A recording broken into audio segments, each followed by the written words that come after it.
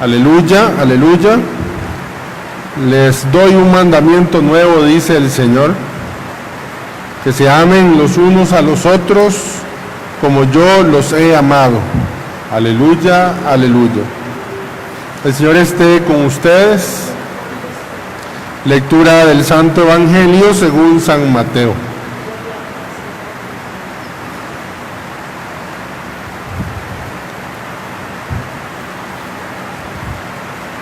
En aquel tiempo, Jesús dijo a sus discípulos: ¿Han oído ustedes que se dijo, ama a tu prójimo y odia a tu enemigo? Yo en cambio les digo, amen a sus enemigos, hagan el bien a los que los odian y rueguen por los que persiguen y calumnian, para que sean hijos del Padre Celestial, que hace salir su sol sobre los buenos y los malos, y manda su lluvia sobre los justos y los injustos. Porque si ustedes aman a los que los aman, ¿qué recompensa merecen? ¿No hacen eso mismo los publicanos? Y si saludan tan solo a sus hermanos, ¿qué hacen de extraordinario? ¿No hacen eso mismo los paganos? Ustedes pues sean perfectos, como su Padre Celestial es perfecto. Palabra del Señor. Por las palabras del Santo Evangelio.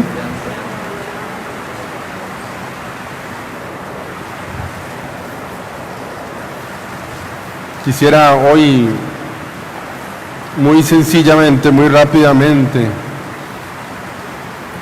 referirme a dos palabras, quizá una más que la otra la utilizamos, de dos realidades presentes en las lecturas que hemos escuchado. Hemos escuchado un texto continuo de los episodios que venimos leyendo estos días.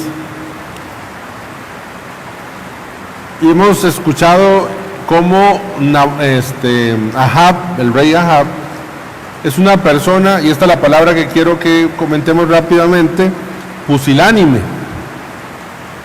pusilanimidad. De pronto no es una palabra que está muy dentro de nuestro vocabulario, bueno, por lo menos del mío no. La persona pusilánime es la persona que no tiene fuerza interior, que no es capaz de emprender cosas. Sí, casi que no tiene ánimo, ¿verdad? Y creo que el rey Ahab es una persona que ejempliza la pusilanimidad de manera perfecta. Ayer veíamos cómo cuando fue a comprar la viña que Nabot no le vendió, regresa triste y dice que no comió y se puso contra la pared, de espalda no derrumba al rey, al que es todopoderoso, digamos en términos de la tierra, lo derrumba. Ahora vemos a Elías que viene con una fuerza y le ha echado en cara, ¿verdad?, que además de ladrón ha sido asesino, haciendo referencia a que mató a Nabot. Y dice, el texto nos cuenta, ¿verdad?, cómo se pone triste, bueno, hay una segunda parte donde eso le ayuda a hacer penitencia, pero lo que quiero resaltar yo es el ser pusilánime, la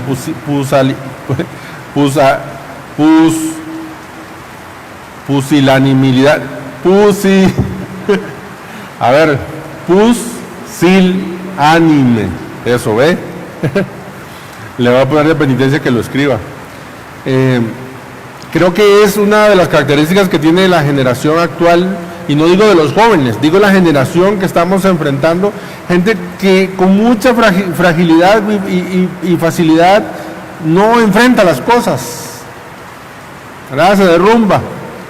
Esta es la época de la depresión, no quiero juzgar, sé que es una enfermedad, pero es la época de la depresión, con mucha facilidad entramos en depresión, con mucha facilidad nos frustramos, porque la facilidad del mundo ha hecho que perdamos coraje, ¿verdad? Claro, yo agradezco a Dios la modernidad. La modernidad nos ha facilitado un montón de cosas, pero también ha afectado en que con mayor constancia renunciemos a cosas. Pienso yo que antes había que traer agua, hoy se abre el tubo y hasta hacemos huelga cuando el agua no llega al tubo. Antes que necesitábamos agua había que ir al río y traer, y eso daba carácter, ¿verdad? Había que cocinar, qué rico cocinar. Hoy tenemos, si encendemos, si hay electricidad, o encendemos si está el gas. Antes había que ir, picar el árbol, picar la leña, traer la leña, encender el fuego. Y este tipo de cosas, esta facilidad, no estoy en contra de la modernidad, yo no me imagino en un mundo distinto al que estamos viviendo, en cuanto a lo moderno, pero sí nos ha vuelto así, pusilánimes, no tenemos ánimo, una cosita, un disgusto, ya nos tira el piso. Nos falta ese coraje que es fuerza del Espíritu Santo, y lo vemos reflejado en Ahab. ¿Y cuál es el asunto con esto? Lo voy a decir sencillo, y es que si no hay fuerza interior, las fuerzas exteriores nos manejan. Si no hay fuerza interior, las fuerzas exteriores nos manejan. Y eso es lo que le pasa a Ahab.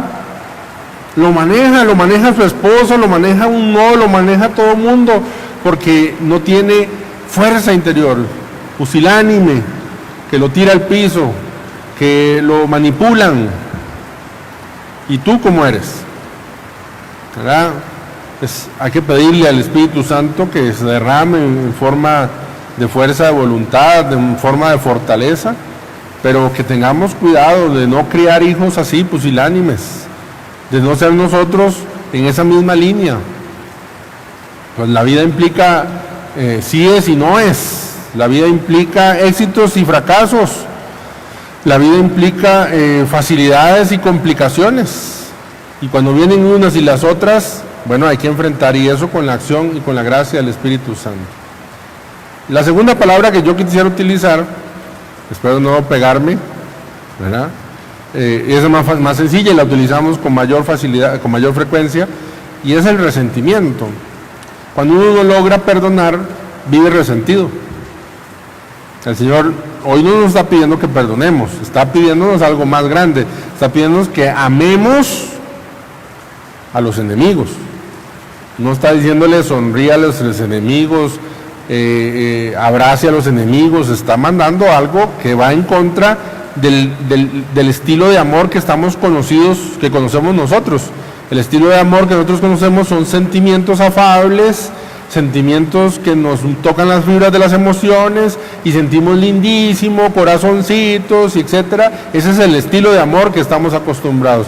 Cristo nos está metiendo en un estilo de amor diferente que está por encima de los sentimientos a la hora de pedir que amemos a nuestros enemigos.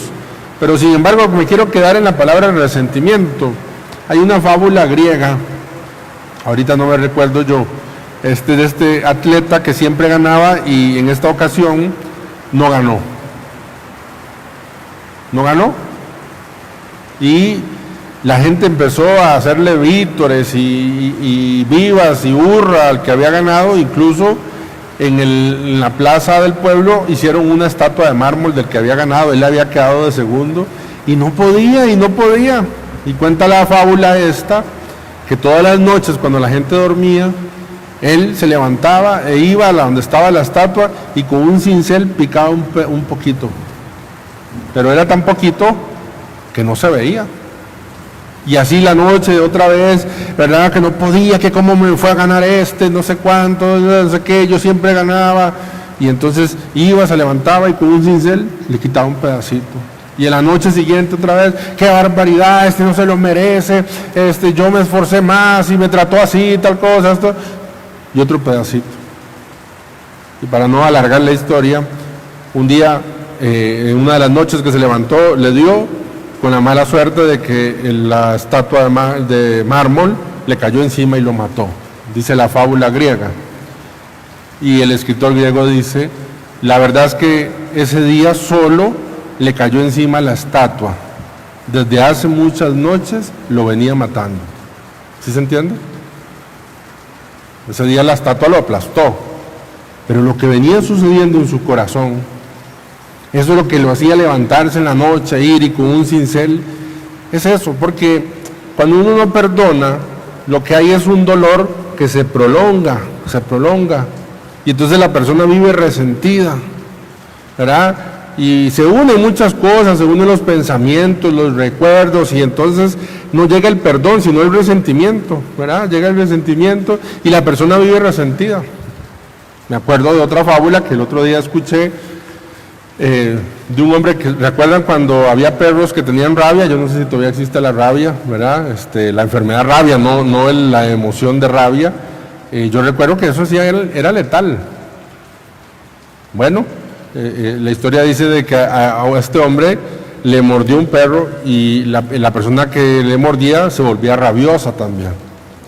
Entonces el doctor lo llamó, y no es de esta época moderna, y le dijo, mire, usted tiene rabia, altos grados de concentración de rabia, incluso su saliva puede tener rabia, así que no hay cómo curarlo. Lo que quiero decirles con toda la claridad es que usted va a morir. Usted va a morir. Y no sé cómo decírselo, pero usted va a morir de rabia. Voy a morir, doctor, dice, sí. Entonces yo le aconsejo, dice, que usted disponga todo para morir, empezando por sus cosas materiales, su testamento, por ejemplo.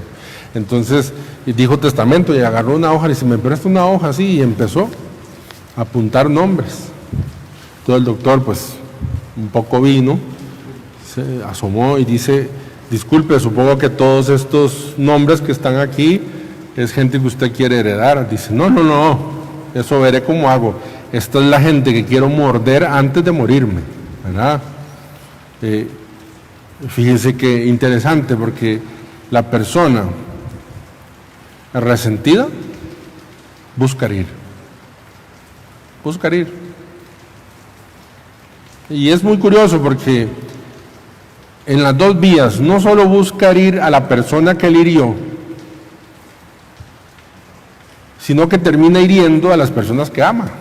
Porque el resentimiento va creciendo como una enfermedad, es como una metástasis ahí en el corazón. Es una película que se repite en la cabeza, ¿verdad? Y yo sé que es difícil. Ustedes han visto las sanguijuelas, ¿verdad? Eso que se le pega a uno ahí, se le mete y le empieza a succionar la sangre. Así también es el resentimiento. Y es muy curioso porque en algún momento, cuando había muchas sanguijuelas, sobre todo en la guerra, que se metían en los riachuelos y se pegaban sanguijuela, dicen que los soldados, para quitárselas, porque para la hora de arrancárselas se maltrataban, lo que hacían era que los metían en estañones de aceite, porque a la hora de tener el cuerpo lleno de aceite, las sanguijuelas no podían pegarse. Y es muy bonito, que parece muy romántica la comparación, pero es muy bonita porque el Espíritu Santo se ejemplifica con el aceite. Yo pienso que una cosa que nos hicieron muy dolorosa, o alguien que amamos muy dolorosa, la única forma de cortar con el resentimiento es con el perdón.